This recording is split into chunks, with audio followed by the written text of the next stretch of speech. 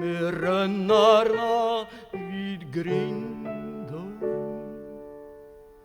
Här svann det sista ruset som dunst för morgonvinden. Här brann det sista ljuset tills dagen kom på tå.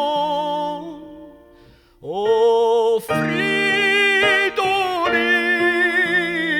din borg är stängd, och skum och stum och så.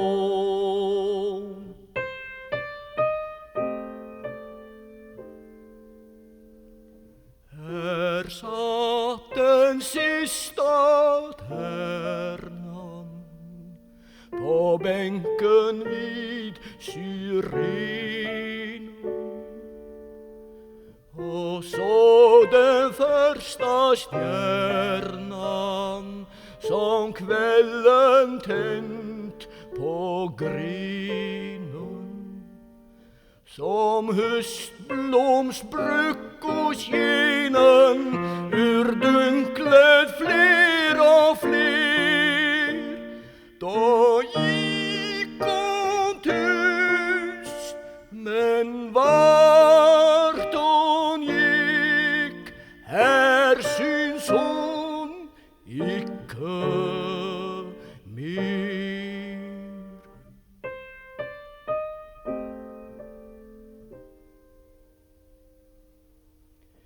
Kring gården vinden vankar, den siste av kumpaner. På dörrarna han bankar med bockna strakaner. Stå upp ur dina tankar och se hur ollonsvin, hur frost och fukt förhärja fritt din lustgård, Fridolin.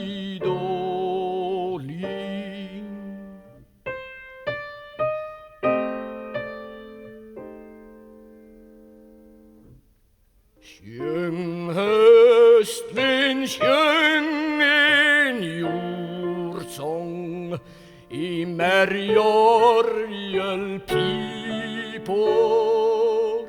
Stäm upp en präktig bordsång om älg, kalkon och ripor. Han svarar med en mordsång ur tidens liturgi och störtar som en vildulan i ett skjölad hus förbi.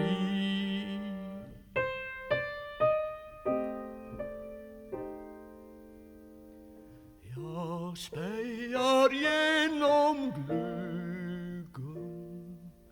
jag ser blott glädjens vålnad med nedåtvända myggen vid härden svart och kolnad.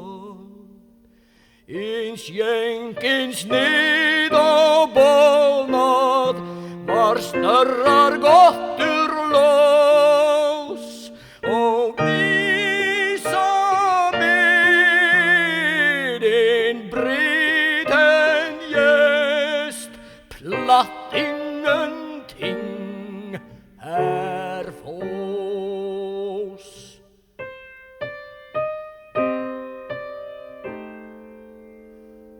Skall aldrig mer förljudas en klang från bässnans branter. Skall aldrig mer det bjudas oss till mör och musikanter skall ingen samman sjunga som horna blomstervin din vår själ mig i munga din höstsjäl frid och liv.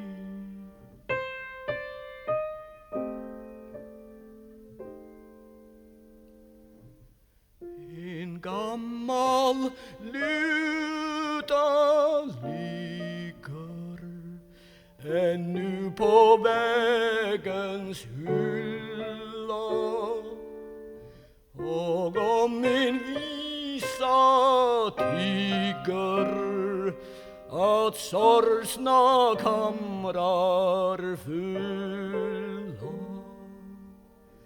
och även sång blir mylla ur år och vindar gå, och Fridolin din sång är